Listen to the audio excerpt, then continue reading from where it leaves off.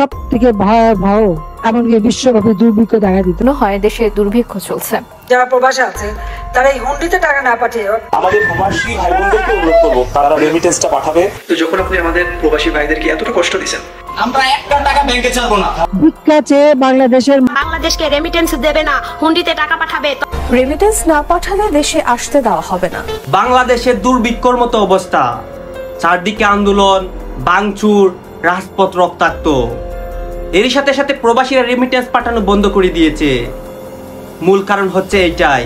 দর্শক শ্রোতা, বাংলাদেশের রেমিটেন্সের হার কিন্তু অনেকটাই কমে গিয়েছে। এর কারণ একটাই, প্রবাসীরা টাকা পাঠানো বন্ধ করে দিয়েছে। এবং প্রবাসীদের একটাই দাবি, আমাদের দেশের ছাত্র আন্দোলন এইটার যাতে একটা সঠিক বিচার হয়, এর জন্যই তারা টাকা পাঠানো বন্ধ করে দিয়েছে এবং আমাদের দেশটা প্রায় রাস্তায় নেমে যাচ্ছে। দর্শক শ্রোতা, এই নিয়ে কিন্তু আমাদের দেশের অনেকেই তাদের কাছে টাকা চায়। এর সাথে সাথে আমাদের প্রধানমন্ত্রী অনেক কিছু বলে, তারপর কিন্তু আমাদের মন্ত্রী সাহেব মানে জুনায়েদ আহমেদ পলক, সেও অনেক কথা বলে প্রবাসীদের উদ্দেশ্য করে। এই কথাগুলো আগে দেখাবো এবং প্রবাসীরা এইসব নিয়ে কি বলতেছে, তারা কি টাকা পাঠাবে কি না এবং তাদের কি দাবি, সবকিছু কিন্তু এক এক করে আপনাদেরকে দেখাবো। আগে এই কথাগুলো শুনেন, তারপর কিন্তু আমি আরো কিছু বলছি, তারপর আপনাদেরকে মূল ভিডিওগুলো দেখাবো। নিজেও একজন প্রবাসী, যেহেতু আমি বিদেশে থাকি। প্রবাসীদেরকে নিয়ে এই আন্দোলনের মধ্যে কেউ তারা চাইলে একটা দেশে দুর্ভিক্ষ লাগাই দিতে পারে। যারা প্রবাসে আছে তারা এই হুন্ডিতে টাকা না পাঠিয়ে হাতে হাতে দেবেন, হাতে হাতে খরচ শেষ। যারে দিলেন সে হয়তো খরচ করে পরে দেখা গেল। আর এখন আপনার প্রবাসীদেরকে প্রয়োজন হচ্ছে, প্রবাসী ছাড়া আপনার দেশ চলছে না। তো যাই হোক, প্রবাসী ভাইদের উদ্দেশ্যে আমি বলবো যে সম্পূর্ণ মতামত সিদ্ধান্ত নেওয়ার দায়িত্ব আপনার। তাদের যেটা যা বলার তারা বলতেছে, কোনো সমস্যা নাই। আপনি মাত্র ৩-৪ দিন প্রবাসীরা দেশে রেমিটেন্স না দেওয়াতে বাংলাদেশ কোটি কোটি টাকার লোকসানে পড়েছে। আজ প্রবাসীরা যখন সিদ্ধান্ত নিয়েছে তারা বাংলাদেশকে রেমিটেন্স দেবে না, হুন্ডিতে টাকা পাঠাবে, তখন আজ বাংলাদেশের প্রধানমন্ত্রী হাত পেতে প্রবাসীদের কাছে রেমিটেন্স পাঠানোর জন্য অনুরোধ জানাচ্ছেন। শুধু তাই না, তারা তো আমার দেশের নাগরিক, সে পুলিশ হোক, একটা শিশু হোক, একটা মানুষ হোক। গাইজ, আপনারা তো দেখলেন যে মানে প্রবাসীরা কি বলতেছে, আমাদের প্রধানমন্ত্রী কি বলতেছেন, মন্ত্রী সাহেব কি বলতেছেন, সবকিছু কিন্তু দেখিয়েছি। এখন কিন্তু আপনাদেরকে এক এক করে আবারও সবকিছু দেখাবো, মানে একবারে বিশ্লেষণ সহকারে।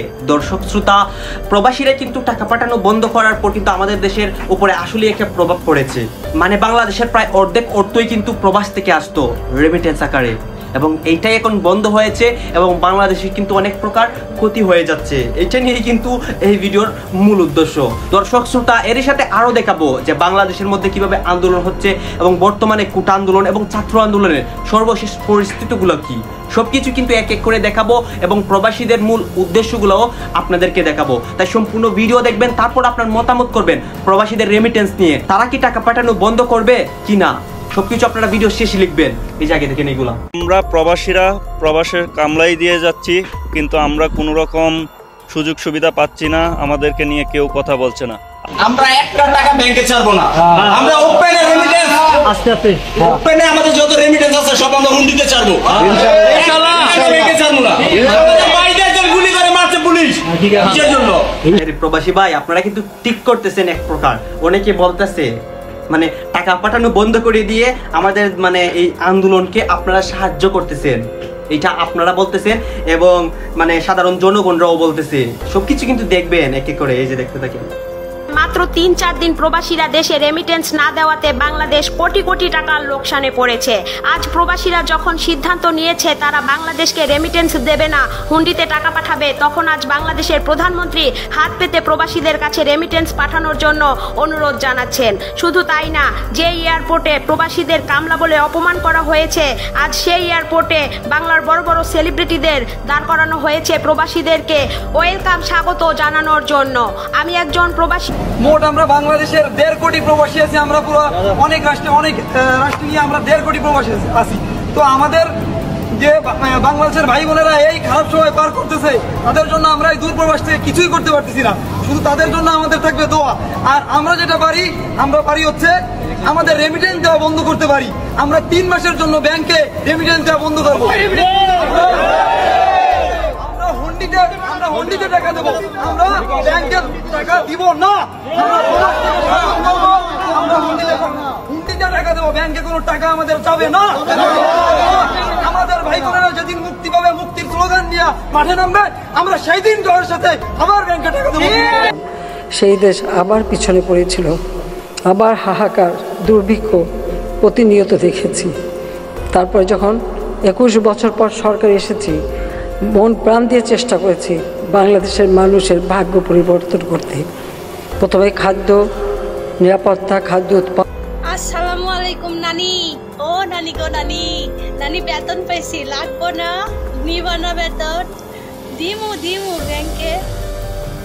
এ নানি, বাপের টাকা খরচ কইরা পাসপোর্ট বানাইছি, বাপের টাকা খরচ কইরা ভিসা লাগাইছি, বাপের টাকা খরচ কইরা প্লেনের টিকিট কিনছি, নিজের শরীরের রক্ত পানি করে এইখানে ইনকাম করতেছি। আমার টাকা আমি ব্যাংকে পাঠাবো কি বিকাশে পাঠাবো কি হুন্ডিতে পাঠাবো সেটা আমার নিজের ব্যক্তিগত ব্যাপার। প্রবাসীরা তো মূর্খ, প্রবাসীরা তো অশিক্ষিত, প্রবাসীরা তো কামলা। তাহলে এখন দেন মা দেন, আর 2 দিন পরে ওই যে বলা লাগবে, একজন বলবে আল্লাহ নবীজির নাম, আরেকজন বলবে 2টা টাকা দিয়ে যান।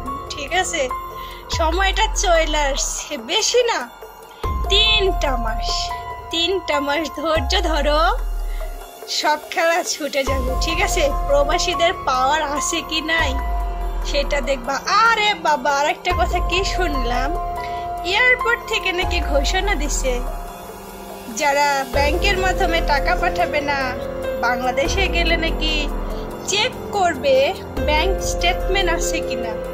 এ নানি শোন, একটা কথা বলে রাখি, আমার যে ভাইরা, প্রবাসী ভাইরা যারা বিয়ে করছে না, এগরে বউ বাংলাদেশ থেকে নিয়ে আসামো, আর যারা এখনো ব্যাচেলর আছে না, প্রবাসী ভাইদেরকে আমরা আবেদন জানিয়েছি, আপনারা অন্তত শেখ হাসিনার পতনের আগ পর্যন্ত আপনারা বাংলাদেশে কোনো রেমিটেন্স পাঠাবেন না, আপনারা কোনো রেমিটেন্স পাঠাবেন না।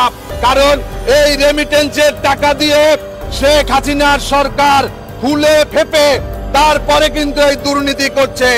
এই নির্বাচনের নাটকবাজিতে শেখ হাসিনা 2000 কোটি টাকা শুধুমাত্র রাষ্ট্রের টাকা বাজেট করে তারপরে খরচ। বিচার হোক, এবং এই যে সমস্ত জ্বালাও পোড়াও সবগুলি শুধু ঢাকা না, যে কয়টা জায়গায় এই ধরনের ধ্বংসাত্মক কার্যকলাপ হয়েছে সেগুলি যেন তদন্ত করে যথাযথ বিচার হবে। তার জন্য আমি যে জুডিশিয়াল। দর্শক শ্রোতা, আপনারা তো দেখলেন যে প্রবাসীরা কি বলতেছে, এই নিয়ে আমাদের দেশের সরকার কি বলতেছেন, তারা যাতে খুব শীঘ্রই দেশে টাকা পাঠায়, তাহলে কিন্তু আমাদের দেশটা এগিয়ে যাবে, তা না হলে কিন্তু দেশের অনেকটাই ক্ষতি হয়ে যাচ্ছে, এটা কিন্তু আমরা মনে করছি। দর্শক শ্রোতা, এগুলো নিয়ে আপনাদের মতামত কি, এখন কিন্তু কমেন্ট বক্সে লিখবেন। আপনারা কি চান প্রবাসীরা টাকা পাঠাবে বা রেমিটেন্স পাঠাবে, নাকি চান না, এইটা কমেন্ট বক্সে লিখবেন। এবং আপনাদের কাছে আমার একটা রিকোয়েস্ট থাকবে, আমার চ্যানেলটি সাবস্ক্রাইব করবেন। ধন্যবাদ।